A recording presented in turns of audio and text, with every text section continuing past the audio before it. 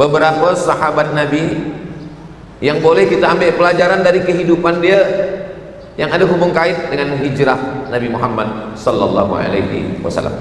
Yang pertama, ada seorang lelaki namanya Suhaib. Hurufnya huruf Sad, huruf Ha, huruf Ya, huruf Ba. Suhaib. Dia orang Rum. Maka ujung nama, biasa ujung nama tu kita dah tahu dia datang dari mana. Suhaib Ar-Rumi. Suhaib Ar-Rumi maknanya dia orang Rum. Ada nama Syekh Daud Al-Fatani, maknanya dia dari petani. Nanti pelajar-pelajar kita ni mungkin ada jadi ulama. Syekh Ahmad Al-Bentongi, ini dia Bentong. Jadi ujung, amin ya rabbal alamin. Jadi ujung nama tu nasab, ianya namanya ia nisbah. Al-Makki, Al-Madani, Al-Misri, Al-Yamani, Ar-Rumi, makna dia orang Rom. Dia bukan orang Makkah, dia bukan orang Arab. Dia datang merantau ke Makkah, dia berniaga. Selepas itu dia pun menjadi orang yang kaya.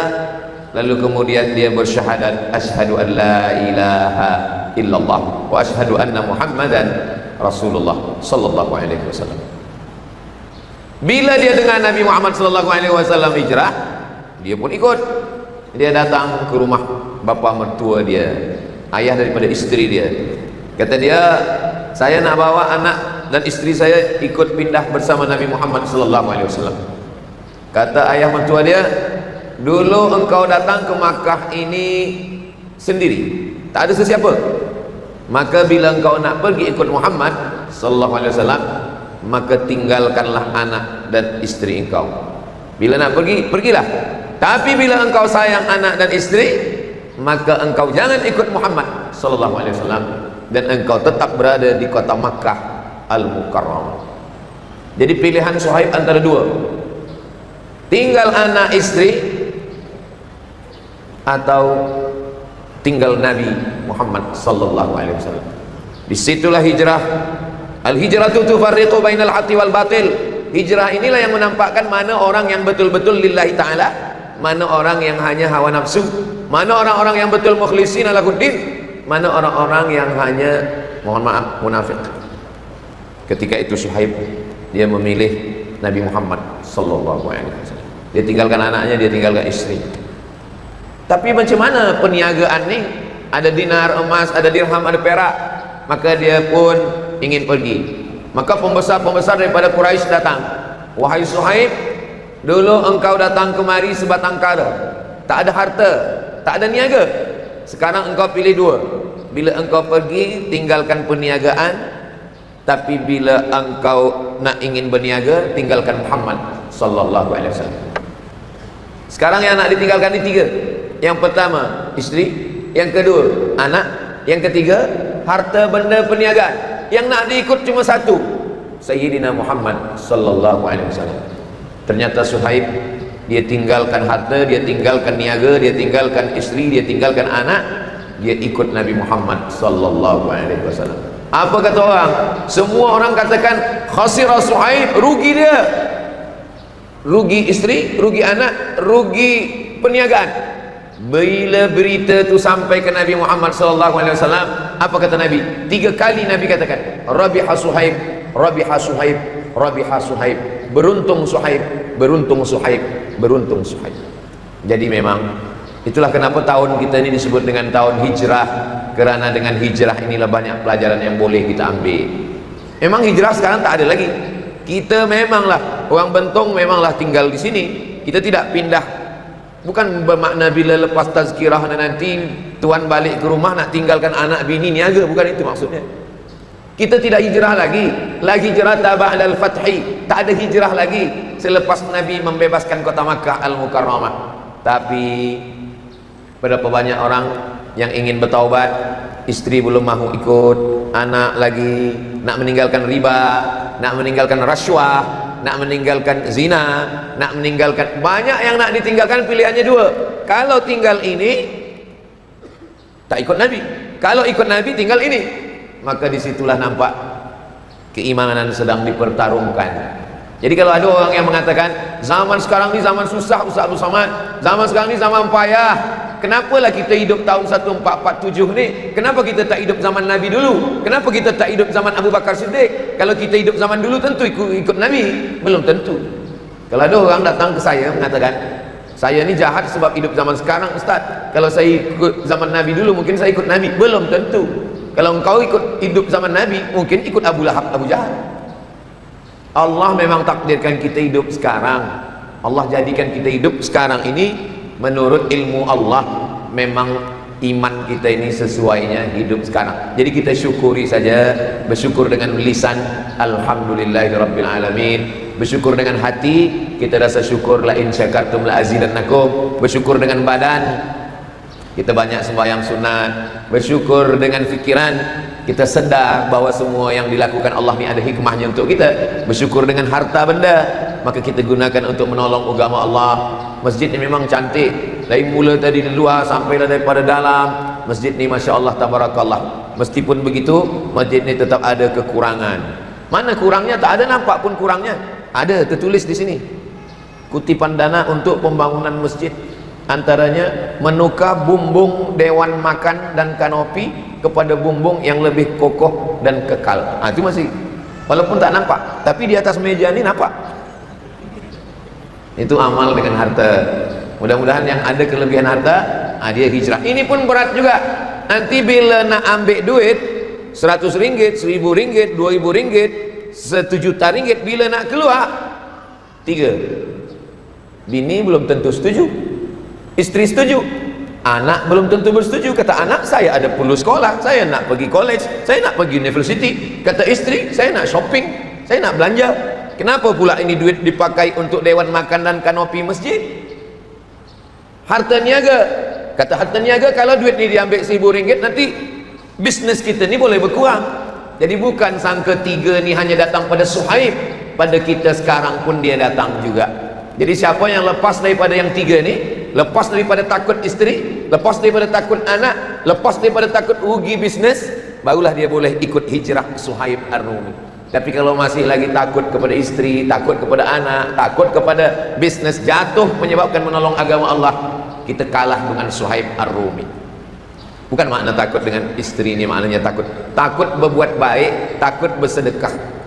Saya pernah juga ditanya orang, Ustaz Somad, macam mana kalau ada lelaki takut dengan isteri? Kata saya, kalau ada lelaki takut dengan isteri, dia mati, nanti dia di akhirat tidak kena azab kubur.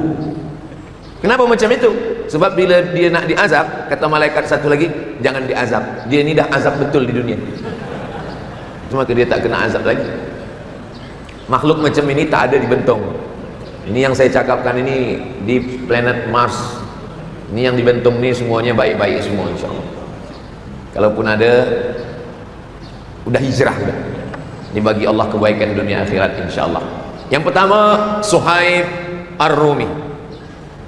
Selepas itu siapa lagi? Selepas itu yang kedua adalah Abdullah bin Abi Quhafah. Nama dia Abdul Ka'bah. Siapa nama awak? Abdul Ka'bah. Mana boleh, tak boleh menghambakan diri pada Ka'bah. Ka'bah bukan Tuhan. Tak boleh Abdul Ka'bah, Abdul Safa, Abdul Marwah, tak boleh. Hanya boleh Abdullah, Abdul Rahman, Abdul Rahim, Abdul Salam, Abdul Somad. Itu boleh. Abdul Ka'bah diubah Nabi namanya menjadi Abdullah. Nama ayah dia Abu Quhafah, maka dia adalah Abdullah bin Abi Quhafah. Penuntut-penuntut student kita yang menulis, yang pertama Suhaib Ar-Rumi, yang kedua Abdullah bin Abi Quhafah.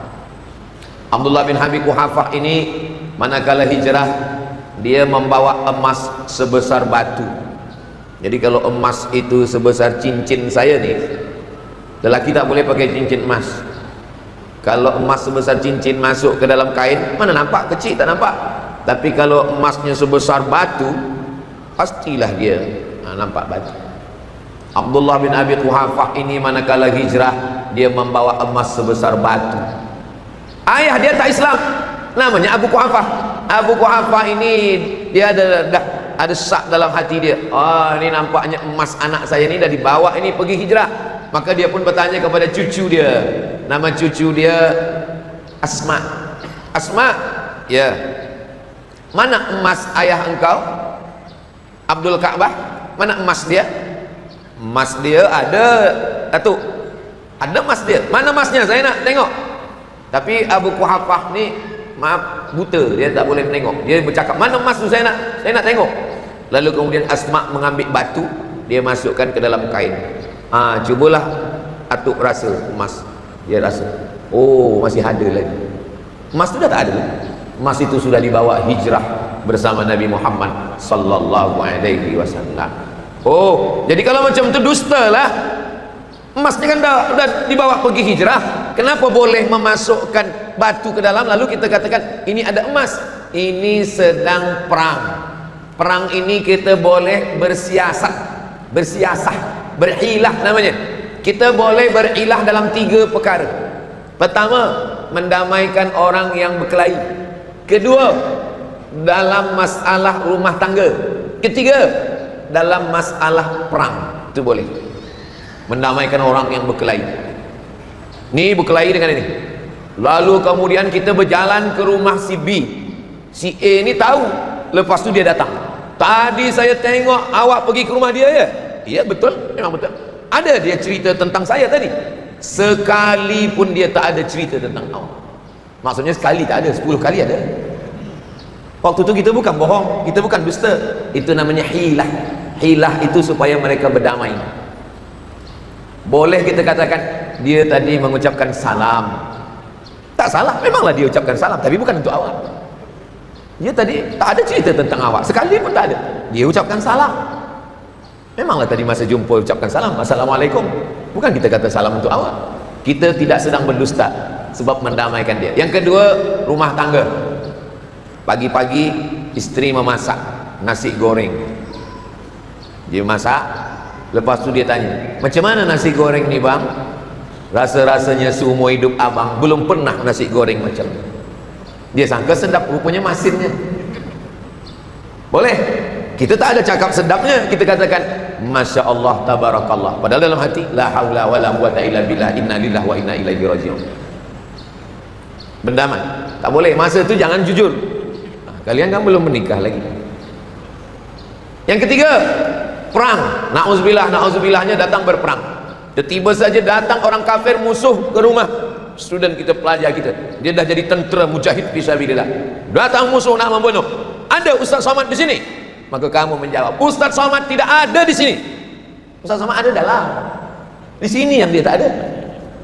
Ini namanya berhilah. Maka ketika itu Asma memasukkan batu ke dalam. Lalu kemudian atuk dia Abu Quhafah merasa, oh masih ada lagi. Padahal emas itu sudah dibawa hijrah Nabi Muhammad sallallahu alaihi wasallam. Ini lelaki ini namanya Abdul Ka'bah. Nama dia diubah Nabi menjadi Abdullah. Nama ayahnya Abu Quhafah. Emas dia bagi ke Nabi. Apa lagi dia bagi ke Nabi? Anak gadis dia. Anak gadis dia namanya Aisyah. Oh, Abu Bakar lah. Belum lagi. Lepas dia bagi anak gadis dia, itulah baru jadi nama dia Abu Bakar. Abu ayah, Bakar gadis, ayah gadis. Sebab anak dia itulah satu-satunya isteri Nabi yang masih gadis. Dia bagikan kepada Nabi SAW. Selepas itu barulah dia dipanggil, ya Abu Bakar, wahai engkau Abu Bakar Siddiq.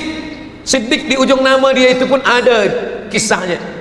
Ketika Nabi mengatakan saya dari Masjidil Haram, lepas itu ke Masjidil Aqsa, lepas itu naik ke Sidratul Muntaha, apa kata orang kafir musyrik? Muhammad sallallahu alaihi wasallam, cuba engkau tegak. Tegaklah Nabi. Cuba angkat kaki engkau sebelah. Nabi angkat sebelah. Cuba angkat sebelah lagi. Kata Nabi, kalau angkat kaki dua jatuh kan? Kalau dua kaki engkau pun jatuh, engkau angkat, macam mana engkau nak terbang dari Masjidil Haram ke Masjidil Aqsa naik ke Sidratul Muntaha? Mendustakan Nabi sallallahu alaihi wasallam. Tapi masa itu manakala Nabi bercerita, apa kata dia? Sadaqnaka, saya membenarkan engkau ya Rasulullah. Itulah maka dia dipanggil dengan As-Siddiq, orang yang membenarkan Nabi ketika yang lain mendustakan Nabi Muhammad sallallahu alaihi wasallam. Abu Bakar Siddiq. Maka kalau ada orang yang mencaci maki Abu Bakar Siddiq, tiap subuh dia angkat tangan mencaci maki Abu Bakar dan Umar. Allahumma la'an sanamai Quraisy, Ya Allah, laknatlah dua berhala Quraisy, laknatlah dua patung Quraisy. Maksudnya dua berhala ini Abu Bakar dan Umar. Itulah Syiah Rafidah yang menolak Rafidah, menolak Khalifah Abu Bakar, kerana mereka mengatakan Nabi itu meninggal diteruskan oleh Sayyidina Ali radhiyallahu anhu. Maka mereka disebut dengan Syiah Rafidah. Mereka mencaci maki. Apa kata Nabi sallallahu alaihi wasallam? La tasubbu ashabi, jangan caci maki sahabat saya. Lau anfaqa ahadukum mithla Uhudin zahaban, kalau ada di antara kamu yang bersedekah emas sebesar bukit Uhud, ada emas dia sebesar bukit Uhud, dia sedekahkan, tak sampai setengah tapak tangan Abu Bakar Siddiq. Karena kalau ada orang sekarang bersedekah emas sebesar bukit Uhud, sekarang kita sedang aman, kita sedang tenang. Perang memang ada lagi di Gaza, mudah-mudahan Allah menolong saudara kita di Palestin.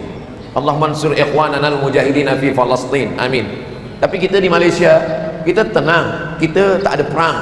Kalaupun ada perang, perang dalam hati berkecamuk antara memilih hak batil, antara baik tak baik. Tapi bagi orang yang sudah istiqamah beramal soleh, hatinya tenang. Wallazi anzala sakinata, Allah menurunkan ketenangan ke dalam hatinya. Di antara menyebabkan ketenangan itu duduk dalam majlis-majlis ilmu.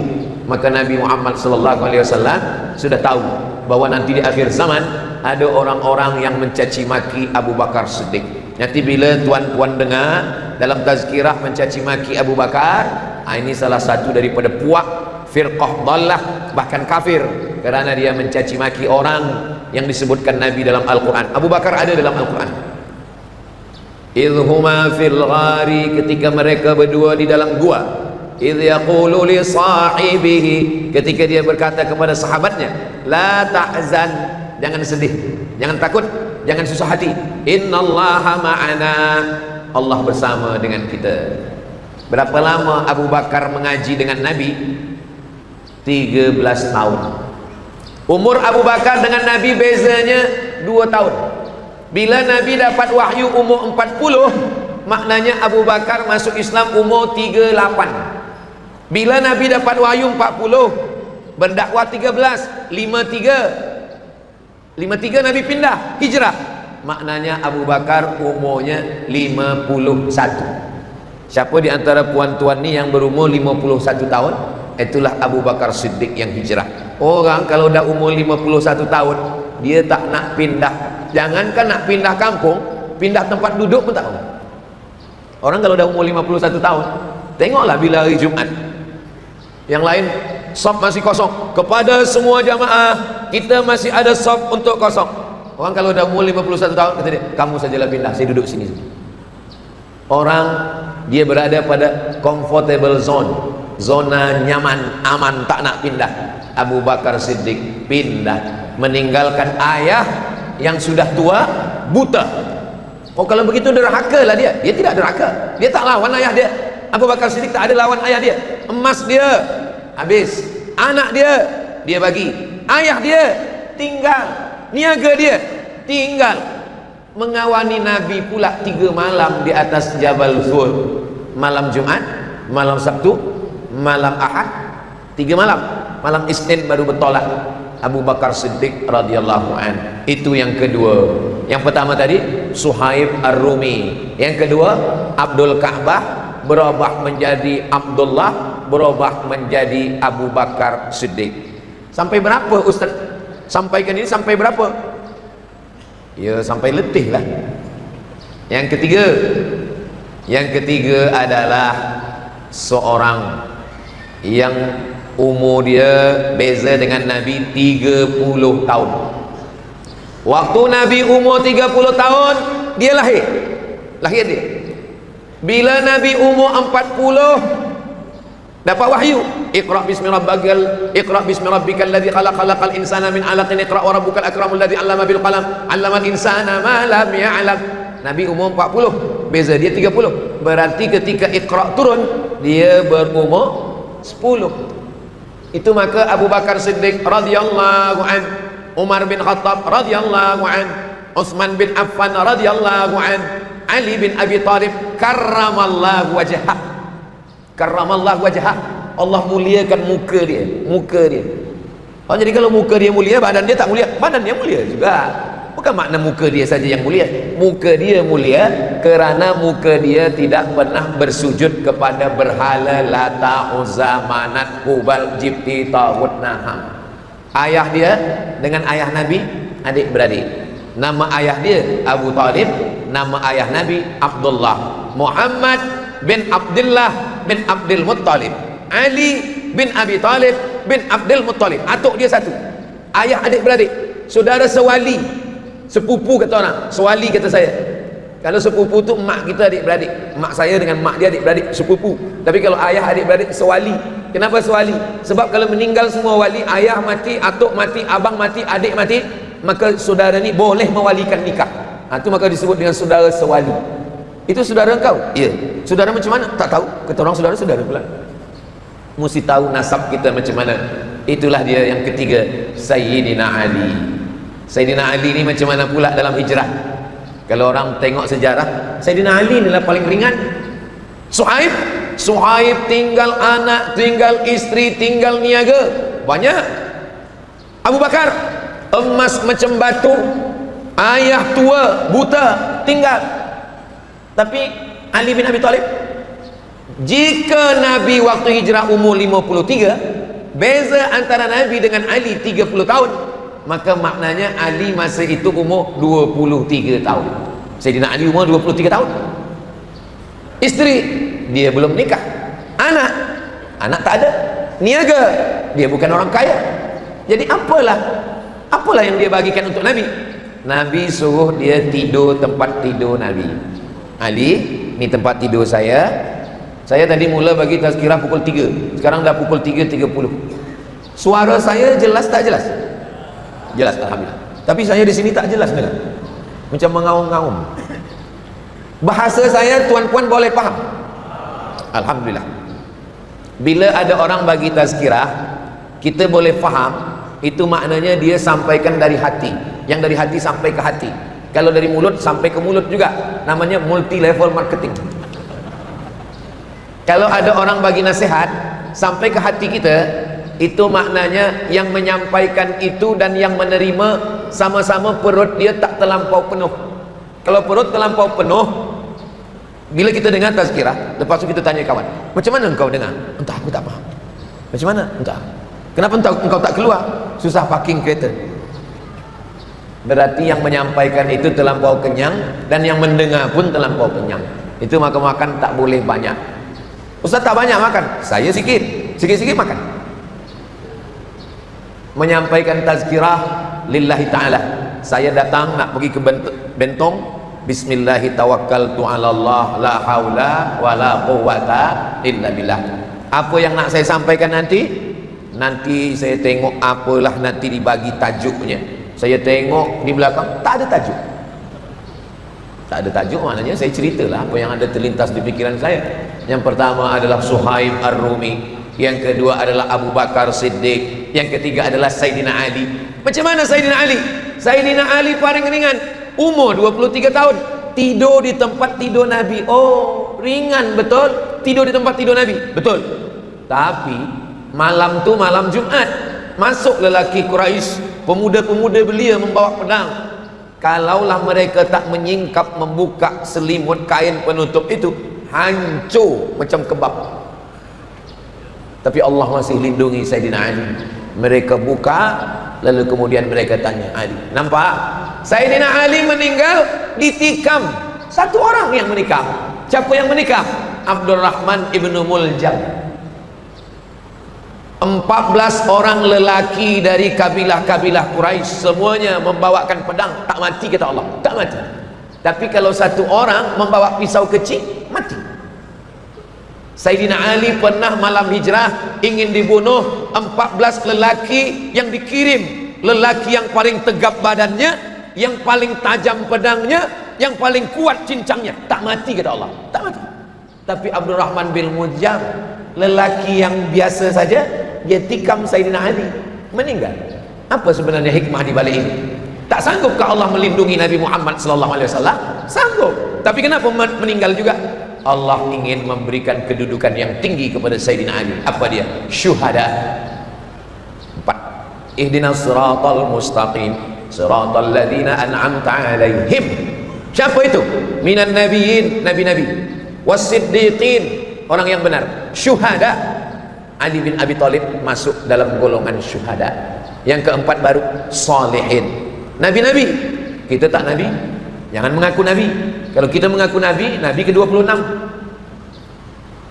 Siapa nabi yang terakhir last sekali nabi? Muhammad sallallahu alaihi wasallam. Oh bukan, nabi yang last terakhir sekali bukan Muhammad, ada lagi terakhir sekali. Siapa dia? Nih ada namanya, ya'ti mim ba'dismuhu Ahmad. Inilah saya nih, Ahmad. Nanti bila ada orang mengaku nabi, kenapa dia mengaku nabi? Rupanya nama dia. Oh kalau begitu nanti Nasrullah pun mengaku nabi juga. Saya nabi yang ke-27 kata dia. Siapa? Ni ada dalam Quran, iza jaa nasrullah. Nasrullah ke-27. Ada yang ke-28. Siapa dia? Ni juzuk 30 last sekali. Siapa dia? Qul huwallahu ahad Allahus samad. Ini lagi ke-28. Ini semua yang mengaku nabi ni halal darahnya. Siapa saja yang mengaku nabi, halal darahnya, pancung kepalanya. Macam mana pula orang mengaku nabi boleh dibunuh? La yahillu damu mri'in muslim illa bi ihda thalath. Darah manusia tak boleh ditumpahkan. Tidak boleh menumpahkan darah kecuali dia melakukan 3. Yang pertama, an-nafsu bin nafsi, pembunuh. Orang yang membunuh tumpahkan darah. Yang kedua, al-thayyibuz zani, sudah beristri, berzina, masukkan badan dia sekerat dalam tanah, lempar batu sampai mati, namanya rajam. Yang ketiga, at-tariku lidinihi al-mufariqu lil jamaah, orang yang murtad, halal darahnya. Orang yang mengatakan ada nabi selepas Nabi Muhammad SAW, maka dia murtad. Nauzubillah, nauzubillah, nauzubillah. Mudah-mudahan anak cucu kita Islam sampai hari kiamat insyaallah. Ulama dulu kalau sebut kata murtad, nauzubillah wal iyadu billah, takut betul mereka mati dalam keadaan kafir. Kenapa? Karena batal syahadat dia. Syahadat kita, asyhadu an la ilaha illallah wa asyhadu anna Muhammadan Rasulullah. Habis, tak ada syahadat yang ketiga lagi. Itulah dia Sayyidina Ali karramallahu wajhah. Yang keempat, siapa dia yang keempat? Ustaz Abdul Somad dari tadi lelaki saja. Suhaib lelaki, Abu Bakar lelaki, Ali lelaki. Tak adakah perempuan? Ada. Siapa nama dia? Dia sedang hamil, sedang mengandung anak di dalam. Nama suami dia Zubair ibnul Awwam. Lalu kemudian dia membawa makanan ke atas Jabal Thur, tempat Nabi menerima wahyu. Jabal Nur, tempat Nabi bersembunyi di atas 3 malam, Jabal Thur. Nabi Isa alaihissalam minta doa, Allahumma anzil alaina ma'idatan minas sama. Ya Allah, turunkanlah makanan dari langit. Turun makanan. Kenapa Nabi Muhammad SAW tak turun makanan? Allah maha kuasa nak menurunkan makanan. Innama amruhu idza arada syai'an ayyakula lahu kun fayakun. Kenapa Allah tak turunkan makanan? Allah ingin ajarkan kepada kita tentang hijrah. Nanti kalau diturunkan makanan, apa kata orang? Oh iyalah dia Nabi, kita tak Nabi. Maka perjalanan hijrah ini penuh dengan hikmah. Maka seorang perempuan yang naik ke atas, saya manakala umrah menengok Jabal Thur dari bawah, ya Allah, jauhnya naik ke atas, curam, tajam, batu. Malam-malam dia datang ke atas membawakan makanan untuk Sayyidina wa Maulana Muhammad sallallahu alaihi wasallam. Oh, kalau 3 hari 3 malam, 3 kalilah dia naik ke Ustaz ke atas. Bukan macam tu. Makanan mereka dulu 4. Makanan Nabi zaman dulu tu 4. Yang pertama gandum, yang kedua kurma, yang ketiga zabib, kismis, yang keempat akid, susu kambing yang dijemur, dikeringkan. Jadi makanan mereka 3, 4 ni tak basi. Bukan macam kita. Kalau kita dihantar pagi, petang basi. Tempoyak, sambal belacan, nak menggulai kelapa lagi. Jadi jangan bayangkan makanannya macam makanan kita. Nabi malam itu dengan Sayyidina Abu Bakar Siddiq di atas, datang Asma membawakan gandum, membawakan kurma, membawakan daging, membawakan mentega, membawakan susu kambing, dimakan oleh Nabi Muhammad sallallahu alaihi wasallam. Jadi kalau ada orang mengatakan Islam ini tidak membagi peran kepada wanita. Perempuan selalu tidak dibagi kesempatan untuk beribadah. Dia belum tahu sejarah hijrah Nabi Muhammad sallallahu alaihi wasallam. Siapa yang mengatakan perempuan letaknya rendah, dipijak-pijak di bawah tapak kaki, dia belum datang ke Masjid Sultan Ahmad Shah Bentong. Cubalah datang kemari. Perempuan lebih tinggi daripada ustaz. Itu di atas. Begitulah Allah Subhanahu wa taala. Semua yang mulia-mulia itu semuanya dilahirkan penghafaz Quran, alim ulama, ahli fiqh, raja-raja, orang kaya, semuanya dilahirkan perempuan. Jadi siapa yang melemahkan perempuan, menganiaya perempuan, menjatuhkan perempuan, dia sedang menghinakan ibunya sendiri. Kita doakan anak-anak kita, pelajar-pelajar, penuntut-penuntut kita ni yang memuliakan perempuan, insyaallah.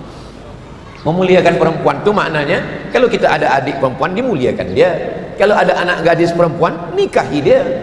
Jangan sampai nanti bila ditanya, kenapa awak ni tak nikah-nikah? Saya nak memuliakan perempuan. Fankihu ma taba lakum minan nisa. Nikahilah perempuan yang baik-baik. Masna wa thulatha wa ruba'. Fa in khiftum alla ta'dilu. Kalau kamu takut, khawatir tidak boleh berlaku adil, fawahidah, maka satu saja, memuliakan perempuan. Suhaib Ar-Rumi sudah, Abu Bakar Siddiq sudah, Sayyidina Ali karramallahu wajhah sudah, Asma, nama perempuan yang membawa makanan dalam keadaan hamil, saudara Sayyidatuna Aisyah, namanya Asma binti Abi Bakar. 5. Kerja dia hanya di bawah saja, dia tak naik ke atas, dia di bawah saja. 3 hari, hari Jumat, hari Sabtu, hari Ahad. Selama 3 hari dia di bawah membawa kambing. 3 hari di bawah membawa kambing. Itu beg yang warna biru adalah kutipan untuk kanopi bumbung yang belum kokoh. Siapa yang mengisi, maknanya dia sudah hijrah. Yang belum, berarti masih takut lagi kepada istri, anak Abu Jahal dan Abu Lahab. Sallallahu ala Muhammad, sallallahu alaihi wasallam, sallallahu ala Muhammad, sallallahu alaihi wasallam. Ya Nabi, salam alaika. Ya Rasul, salam alaika. Ya Habibi, salam alaika. Salawatullah alaika. Allahumma salli ala Sayyidina Muhammad. Saya tengok beg biru ni, dia mulutnya besar. Maknanya kalau tak ada duit, puan-puan, makcik-makcik, kalau tak ada duit, boleh diisi cincin, gelang, rantai, boleh. Untuk apa ditinggalkan di rumah? Banyak-banyak nanti tinggal, diambil suami. Elok dibagikan ke masjid menjadi amal jariah sampai hari kiamat insyaallah. Amin ya rabbal alamin. Suhaib Ar-Rumi sudah, Abu Bakar Siddiq sudah, Sayyidina Ali sudah, Asma binti Abi Bakar sudah. Yang kelima adalah dia 3 hari hanya membawa kambing saja, tapi tugas dia sebagai spy. Spy, dia nak menengok siapa yang naik ke atas, dia bagi kod. Ini ada orang naik ke atas, dia namanya Amir bin Fuhairah. Amir bin Fuhairah, dia pura-pura membawa kambing, bagi minum kambing, bagi makan kambing. Tapi sesiapa saja yang nanti naik ke atas, dia akan bagi tanda, ya Rasulullah, wahai Abu Bakar Siddiq, ini ada orang akan naik.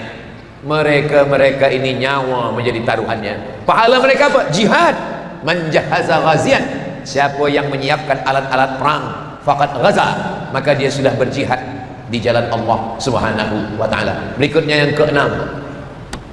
Yang keenam adalah dia kalau siang dia di Makkah, dia mendengar cakap orang Makkah, apa info-info yang ada di Makkah. Tapi bila malam, lepas maghrib, dia naik ke atas, dia bercerita ke Nabi, ya Rasulullah, tadi di Makkah mereka sedang bermusyawarat ingin mencari Muhammad SAW, mereka akan mengepung di sini, mereka akan datang kemari, mereka akan berkumpul. Siang dia datang mendengar, malam dia naik ke atas, naik turun, naik turun, 3 malam. Dia adalah Abdullah bin Abi Bakar, anak Abu Bakar Siddiq. Jadi memang hijrahnya yang paling banyak ni Abu Bakar. Anak lelaki dia Abdullah, anak perempuan dia Asma, emas dia macam batu. Ayah dia tinggal buta, tua, sakit. Memang Abu Bakar Masya Allah, patutlah sahabat Nabi berkumpul dan melantik dia sebagai Al-Khalifatul Awwal Sayyiduna Abu Bakrin As-Siddiq radhiyallahu anhu. Ini lelaki ini adalah Abdullah bin Abi Bakar. Nampaknya peran mereka ini kecil-kecil saja, tapi mereka inilah yang tercatat dalam sejarah. Bila kami nak tahu tentang cerita Ustaz ini, apalah kitab yang boleh kami buka? Penuntut-penuntut, catat nama kitabnya Ar-Rahiq, pakai qa. Ar-Rahiq, hanya hak kecil. Ar-Rahiq Al-Makhtum. Ar-Rahiq Al-Makhtum. Nama penulisnya Syekh Safiur Rahman Al-Mubarak Furi. Syekh Safiur Rahman Al-Mubarak Furi, Al-Hindi, dari India. Musabaqah tilawatil Quran, bukan. Musabaqah menulis sejarah Nabi Muhammad sallallahu alaihi wasallam, yang ikut 150 negara.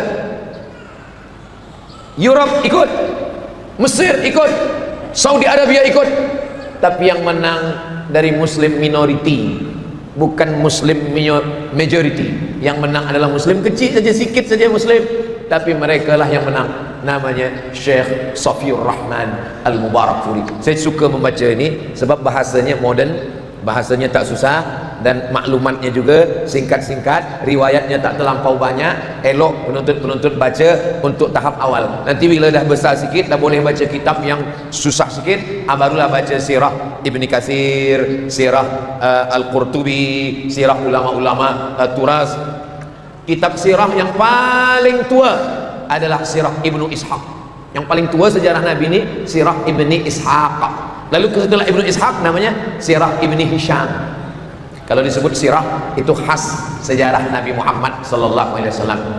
Kepada tuan-puan, pergi ke bookstore, tempat jual buku, cari buku yang 1 juzuk sejarah Nabi Muhammad sallallahu alaihi wasallam. Bawa balik ke rumah, simpan. Bila ada waktu baca, tak ada waktu baca, simpan saja di rumah. Nanti bila kita mati, anak kita buka-buka, dia tengok, oh Masya Allah Tabarakallah, ayah saya meninggalkan satu buku yang bermakna untuk saya. Anak kita bila menengok buku tu nanti menangis dia. Kenapa dia menangis? Sebab dia tengok buku tu belum pernah dibaca ayahnya. Lebih baik kita meninggalkan buku daripada meninggalkan yang lain. Jangan sampai kita meninggalkan lagu-lagu, jangan sampai kita meninggalkan nyanyian-nyanyian. Bila dia dengarkan maksiat lalai, dosanya menjadi dosa jariah. Tapi kalau kita tinggalkan buku, boleh pula kita bacakan dengan anak-anak kita. Tak kenal maka tak sayang, tak sayang maka tak cinta. Macam mana kita tak cinta? Sebab kita tidak kenalkan. Ya, tapi Ustaz Abdul Samad bagi tazkirah 1 jam cerita tentang hijrah, mana boleh? Siapa yang sanggup bercerita tentang hijrah 1 jam? Hidup Nabi 63 tahun diceritakan dalam 63 minit. Kalau ada ustaz yang mengatakan saya boleh cerita tentang Nabi 60 minit, 63 tahun dalam 60 minit, bahasa Arabnya mustahil, tak mungkin. Ustaz Abdul Samad hanya cerita beberapa orang sahaja. Yang ketujuh, sampai Nabi Muhammad sallallahu alaihi wasallam di Yathrib. Yathrib namanya, diubah Nabi menjadi Al-Madinah Al-Munawwarah.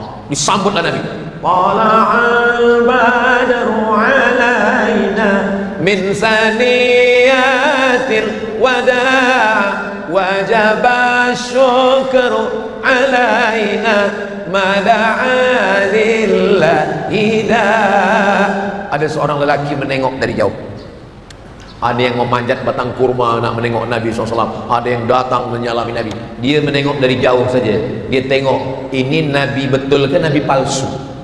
Dia tak yakin sebab dia tak pernah jumpa. Dia tengok dari jauh. Ini Nabi, nama dia Husain. Ha, sad, ya, nun. Husain. Pendeta Yahudi. Husain artinya, itu kan antara masjid dengan rumah ada dinding. Dinding itu Husain namanya. Supaya pencuri tak masuk, maka dibinalah pagar batu, itu Husain. Husain pagar batu pendek. Kalau pagar batu besar namanya Hisn. Kalau pagar batu pendek Husain. Cuba kalau ada orang namanya Husain, yang mulia pagar batu pendek, diubah Nabi nama dia Husain menjadi Abdullah. Nabi selalu mengubah nama orang Abdullah. Siapa nama awak? Husain. Nama awak saya ganti Abdullah. Nama ayah dia Salam, maka dipanggil dia dengan nama Abdullah bin Salam. Bila dia tengok Nabi dari jauh, dia pandang muka Nabi, dia pun datang kepada Nabi bertanya. Selepas itu dia pun bersyahadat, asyhadu an la ilaha illallah wa asyhadu anna muhammadar rasulullah sallallahu alaihi wasallam. Apa pesan Nabi kepada dia? Afshus salam, sebarkan salam. Assalamualaikum warahmatullahi wabarakatuh. At'imut ta'am, bagi makan. Kalau ada orang susah, orang miskin, fakir, bagi makan. Apa lagi? Wa tusalli bil laili wan nasu niyam. Tengah malam kalau ada orang tidur, sembahyang tahajud. Apa lagi? Tadkhulul jannata bisalam. Engkau akan masuk surga dengan selamat. Dia masuk Islam. Pendeta Yahudi, dia tengok ada tanda-tanda, inilah yang saya tunggu selama ini. Itulah turun ayat, apa kata Allah? Alladzina atainahumul kitaba, orang-orang yang kami datangkan Taurat dan Injil. Yahudi, ya'rifunahu, kenal dengan Nabi Muhammad sallallahu alaihi wasallam, kama ya'rifuna abna'ahum, mereka mengenal Nabi macam mereka kenal anak mereka sendiri. Bila dia tengok Nabi, inilah dia pun bersyahadat. Datanglah orang Yahudi datang menghadap Nabi Muhammad sallallahu alaihi wasallam. Nabi bertanya, kamu kenal Husain? Kata Nabi, oh ya, Husain pendeta kami, ayahnya pendeta kami, atuknya pendeta kami, dia orang baik, ayahnya orang baik. Kata Nabi, Husain sekarang ada di dalam, dia dah bersyahadat dan dia dah masuk Islam. Kamu kenal dengan Husain? Apa kata Yahudi? Husain orang paling jahat, ayah dia jahat, atuk dia pun jahat. Orang Yahudi cepat berbalik, kalau ikut dia orang paling baik, ayah dia baik, atuk dia baik. Tapi kalau dia tak suka, orang paling jahat, ayah dia jahat, atuk dia jahat. Jadi kalau ada kawan kita, jiran kita, dia sedang baik dengan kita, baik betul, tapi bila dia marah dengan kita, engkau jahat, ayah engkau jahat, atuk engkau jahat. Itu Yahudi. Tapi itu tak ada di bentuk, itu adanya di luar angkasa. Yang dibentuk ni semuanya baik-baik semua, insyaAllah. Amin ya rabbal alamin. Datanglah orang Islam menjumpai Abdullah bin Salam, Husain tadi. Wahai Abdullah bin Salam, ya, ini ada ayat, alladzina atainahumul kitaba ya'rifunahu kama ya'rifuna abna'ahum. Orang yang kami datangkan Taurat dan Injil mengenal Muhammad seperti mereka mengenal anak mereka sendiri. Engkau kan pendeta Yahudi, betul? Engkau kenal dengan Muhammad? Saya kenal. Saya lebih kenal Muhammad sallallahu alaihi wasallam daripada anak saya sendiri, dan saya lebih yakin dia Nabi daripada anak saya sendiri. Macam mana macam tu? Saya yakin dia Nabi sebab yang saya baca dalam kitab saya tu macam itu betul yang ada pada diri dia. Tapi anak saya tak tahu. Mungkin masa saya pergi, dia buat maksiat dengan orang lain. Begitulah keyakinan kalau orang benar. Kalau memang betul begitu, kenapa mereka tak masuk Islam? Mereka takut hilang kuasa, hilang duit, hilang jawatan, hilang dunia. Maka mereka disebut yashtaruna bi ayatillah. Mereka menjual ayat-ayat Allah samanan qalila, dengan dunia yang murah, yang tak ada apa-apanya. Itulah dia Abdullah bin Salam. Berikutnya yang ke-8. Yang ke-8 adalah seorang yang datang ke Makkah, ke Madinah. Di Makkah dia orang kaya, jutawan. Bila dia sampai ke Madinah, dia sendiri. Namanya Abdurrahman bin Auf. Abdurrahman bin Auf sendiri. Nabi manggil Abdurrahman, Abdurrahman sini kejap. Ya. Disaudarakan Nabi dia dengan sahabat yang ada di Madinah, namanya Sa'ad bin Rabi'. Namanya Sa'ad bin Rabi'. Sa'ad sini, Abdurrahman sini. Nabi biasa mempersaudarakan, kalau ini businessman, dipersaudarakan. Abdurrahman, ini Sa'ad, engkau bersaudara sekarang, ya? Ya. Apa kata Sa'ad bin Rabi'? Wahai Abdurrahman, rumah saya banyak, pilih mana yang engkau mau, ambil. Kuda, unta, lembu saya banyak, mana yang engkau mau, ambil. Mohon maaf, bini saya banyak. Masa itu belum lagi ada turun ayat mesti 4. Mereka poligami unlimited. Belum turun lagi ayat masna wa thulatha wa ruba'. Masa itu bini mereka 10, 20 banyak. Wahai Abdurrahman, mohon maaf, bini saya banyak, bila engkau mau, pilih mana yang kau suka, saya ceraikan, habis iddahnya, ambil. Apa kata Abdurrahman bin Auf? Barakallahu laka fi malika wa barakallahu laka fi ahlika. Semoga Allah memberikan berkah pada istrimu, semoga Allah berikan berkah pada hartamu. Dullani ala suqikum, tunjukkan saya mana pasar tempat berniaga, mana tempat berniaga. Cuba kalau orang sekarang macam itu, belum dibagi dah dia ditunjuk, saya yang ini aja lah. Lalu kemudian suatu ketika Nabi menengok Abdurrahman bin Auf ni, tangan dia kuning-kuning. Bila ada tangan kuning, itu bekas minyak za'faran. Minyak za'faran ini, itulah dia za'faran itu yang kuning. Bila kena ke tangan agak kuning sikit, Nabi tanya, tangan engkau kena za'faran? Biasanya bila tangan kena za'faran ni dia nikah. Kata Nabi, engkau sudah nikah Abdurrahman? Ya, saya dah berniaga, ada duit sikit, saya nikah. Kata Nabi, kenapa engkau nikah diam-diam? A'linu hadzal nikah, iklankanlah nikah ni, istiharkanlah ramai-ramai. Ij'aluha fil masajid, buatlah akadnya di masjid. Wadribu alaihi bidufuf, pukulkan gendang. Barakallah lakuma wa baraka alaikuma wa jama'a bainakuma fi khair. Nah, kalau ada orang nikah, akad di masjid, buat walimah, makan, pukulkan gendang. Lagunya lagu-lagu yang happy lah. Ini ada orang lagu pula, bila Israel, sedihlah pengantin. Kata Nabi SAW, a'linu azan nikah, jangan nikah diam-diam. Aulim, buatlah kenduri, buatlah walimah, walau bisyatin, satu kambing pun engkau potong cukuplah, kata Nabi. Bisyatin, satu kambing saja. Di Arab, kalau satu kambing itu maknanya 10 orang. Makna cakap Nabi itu, buatlah walimah, walaupun jemputannya 10 orang pun jadilah. Di Arab, kambing itu 10 orang. Kalau di kampung saya, satu kambing itu sekampung. Arab potongnya besar, tapi kalau di tempat saya kecil-kecil sampai hilang. Kita pun tak tahu tak kambing tak lembu. Begitulah mereka dulu hijrah. Last yang ke-9. Nabi tak tahu nak duduk di mana. Semua ajak Nabi. Kami jemput Nabi, kami jemput Nabi, kami jemput Nabi, kami bawa Nabi. Kata Nabi, di mana unta saya ni nanti turun, di situlah saya. Macam mana nak menyalahkan unta? Di mana unta turun, situlah dia.